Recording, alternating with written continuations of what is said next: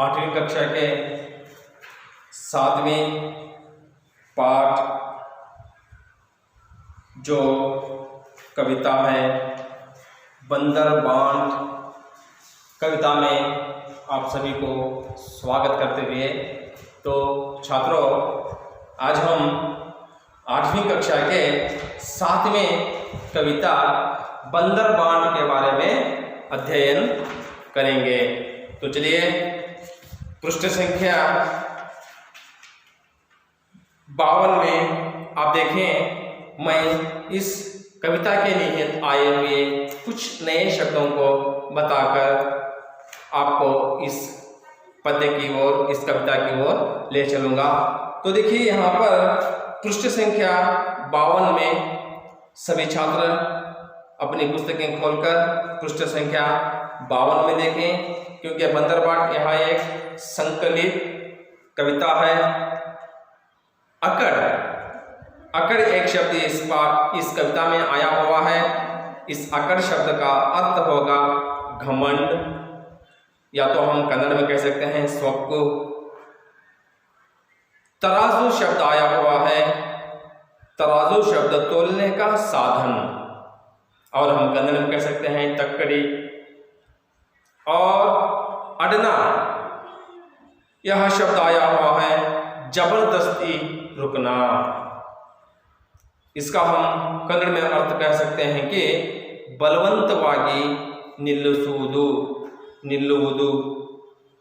पलड़ा यह शब्द तराजू का प्रत्येक पल्ला, जो हम कन्नड़ में कह सकते हैं तಕ್ಕಡಿಯ ತಟ್ಟೆಗಳು ಇರ್ತವೆ, ಹೌದಾ?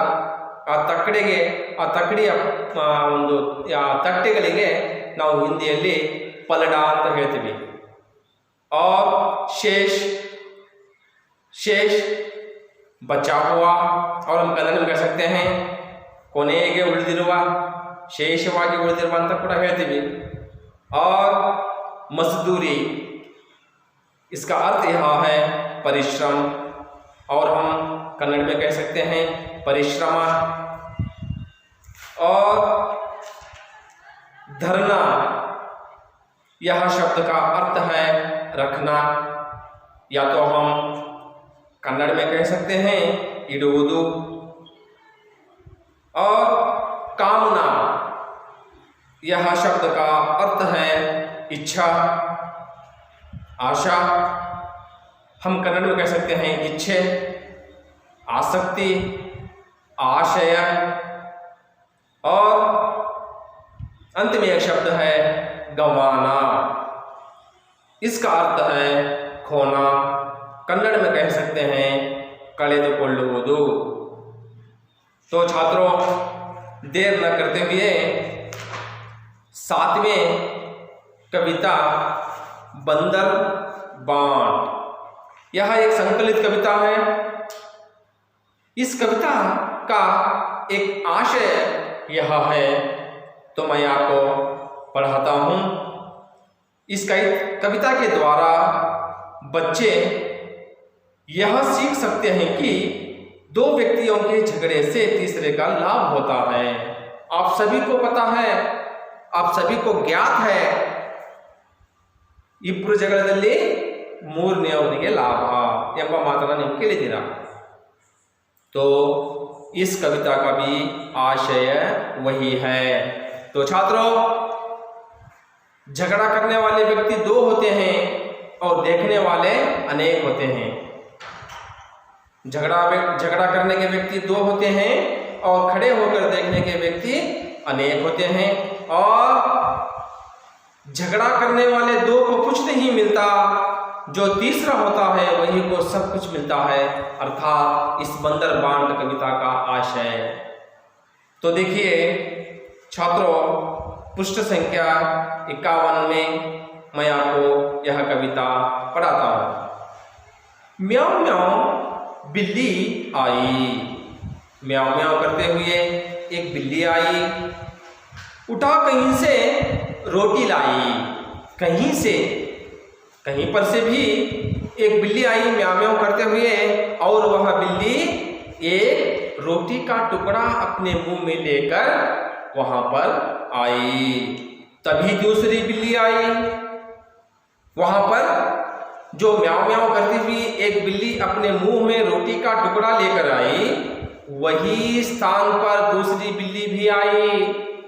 तभी दूसरी बिल्ली आई, उसने भी कुछ अकड़ दिखाई। दूसरी बिल्ली भी आकर पहली वाली बिल्ली पर अकड़ दिखाई, घमंड दिखाई और पहली वाली बिल्ली को तंग करने लगी, डांटने लगी, बोलने लगी। पहली वाली बिल्ली को दूसरी वाली बिल्ली बोली, क्या बोली?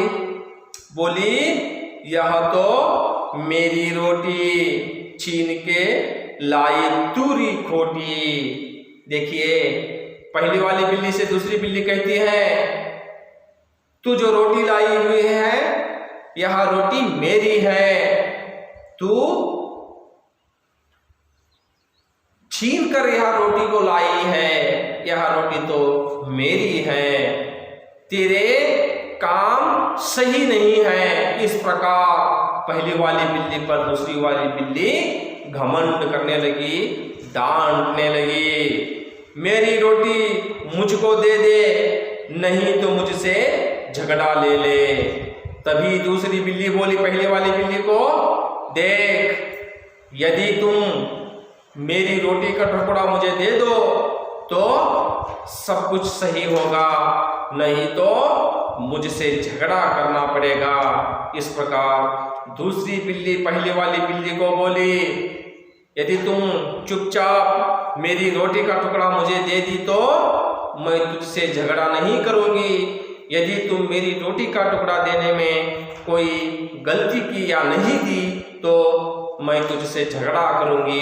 इस प्रकार दूसरी बिल्ली पहले वाली बिल्ली को बोली।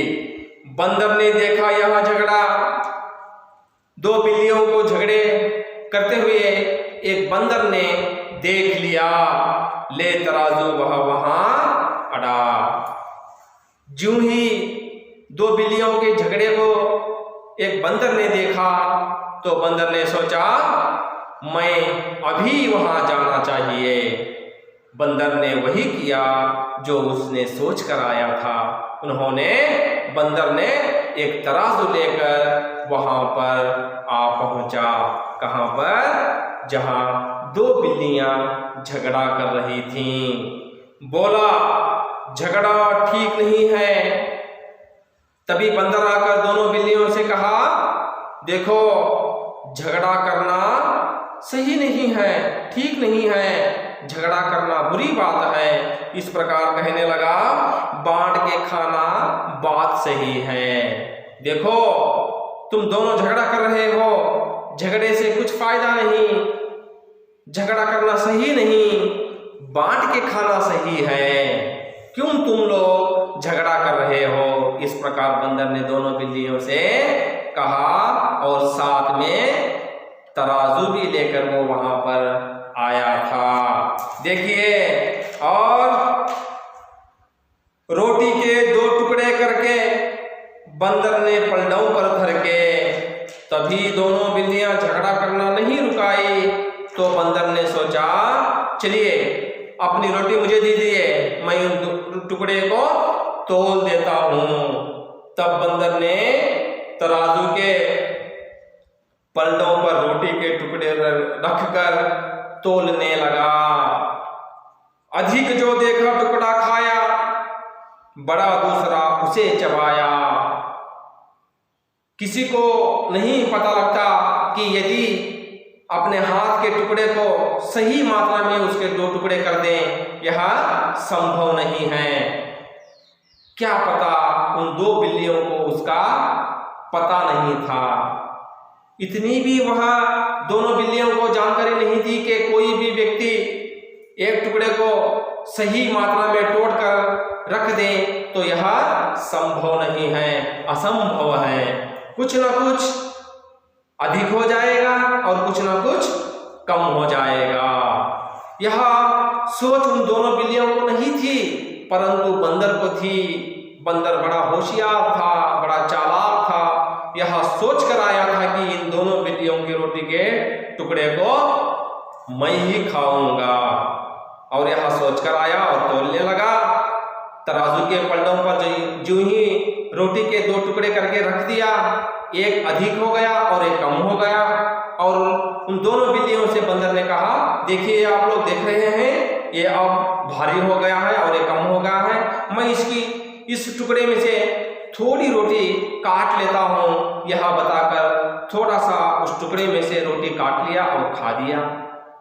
और फिर से तोला, यह अधिक हो गया, ये कम हो गया।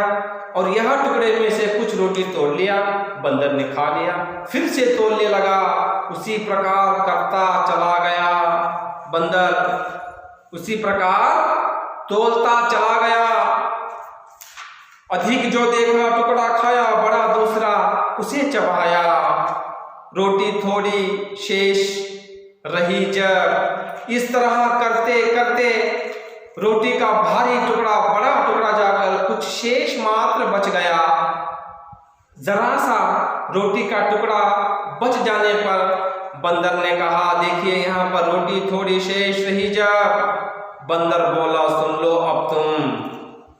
जब रोटी का टुकड़ा कुछ बचा हुआ तो तब बंदर ने उन दोनों बिल्लियों से कहा, देखो तुम ध्यान से सुनो, अब कुछ ही रोटी का टुकड़ा बचा हुआ है। यह टुकड़ा मेरी मजदूरी, ये टुकड़ा मेरी मेहनत का फल है।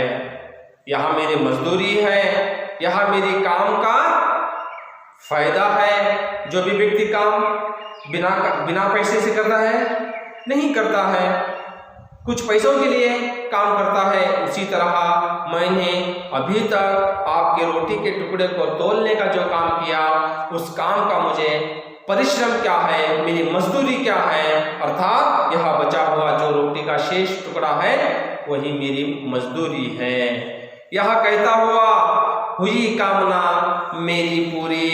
देखिए, मैंने आपको पहले ही बता चुका हूं, जो कामना, जो इच्छा के साथ, जो आशा के साथ बंदर ने उन दोनों बिल्लियों के पास पहुंचा था, तो तभी उन्होंने मन में ठान लिया था कि बंदर ने, मैं इन बिल्लियों के मुंह में रोटी का टुकड़ा नहीं आने दूंगा, उस रोटी के टुकड़े को पूरी की पूरी मैं ही खा जाऊंगा। यहाँ सोच कर आया था, उसकी सोच पूरी हो गई। दोनों बिल्लियों के सामने ही उन्होंने तोलने का कार्य किया। जो अधिक था उसे खाने लगा, जो कम था वह उसे फिर से तोलने लगा।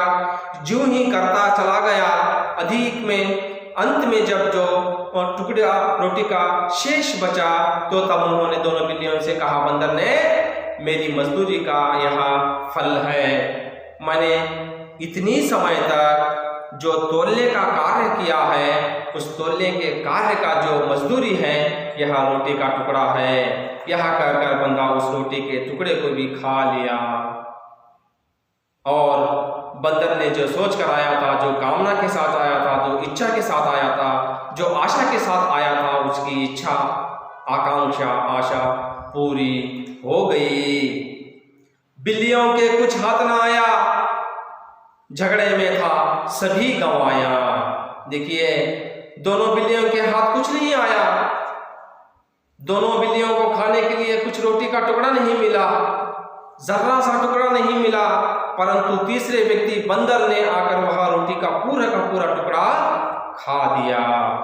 तभी कहते हैं, झगड़ा अच्छी बात नहीं है, झगड़ा करना ठीक नहीं है। पहले बंदर ने भी आकर उन दोनों बिल्लियों को समझाने की कोशिश की, बहुत प्रयत्न किया, परंतु बंदर को यह मालूम था कि मैं जितना भी इन दोनों बिल्लियों को बताऊं, ये दोनों बिल्लियां मानेंगी नहीं। यह ज्ञात था उस बंदर को, इसीलिए तो बंदर ने साथ में तराजू लेकर आया था।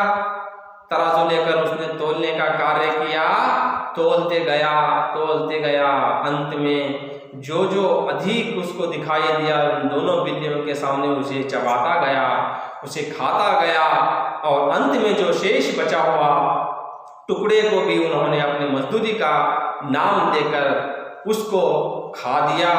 इससे दोनों बिल्लियों के हाथ कुछ टुकड़ा भी नहीं मिला।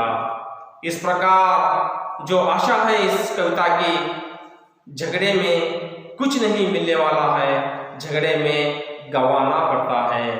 झगड़े में दुखी होना पड़ता है, झगड़े में संतोष को खो देना पड़ता है। आप इस कविता को ध्यानपूर्वक समझकर अपने जीवन में इसका पालन करें। आप भी अपने जीवन में झगड़ा मत करें किसी से।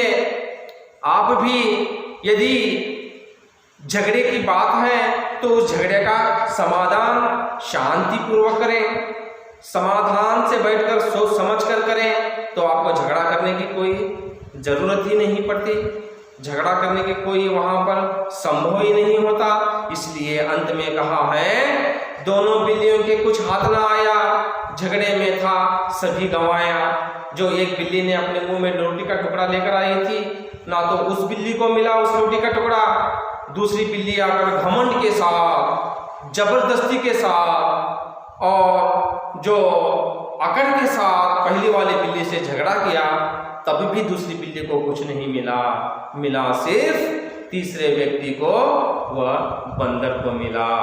तो छात्रों, आप इस कविता को ध्यान पूर्वक पढ़ लें और मैं आपको इस कविता को राग पूर्वक सुनाता हूँ।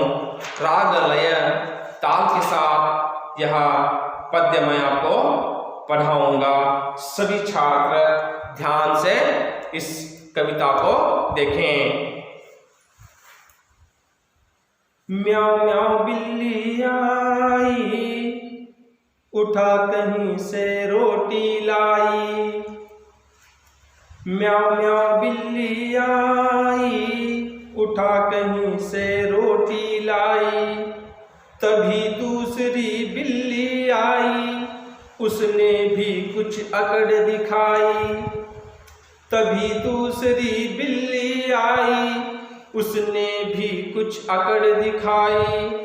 बोली यह तो मेरी रोटी, छीन के लाई तूरी खोटी। मेरी रोटी मुझको दे दे, नहीं तो मुझसे झगड़ा ले ले। बंदर ने देखा यह झगड़ा, ले तराजू वहाँ अड़ा। बोला झगड़ा ठीक नहीं है, बांट के खाना बात सही है।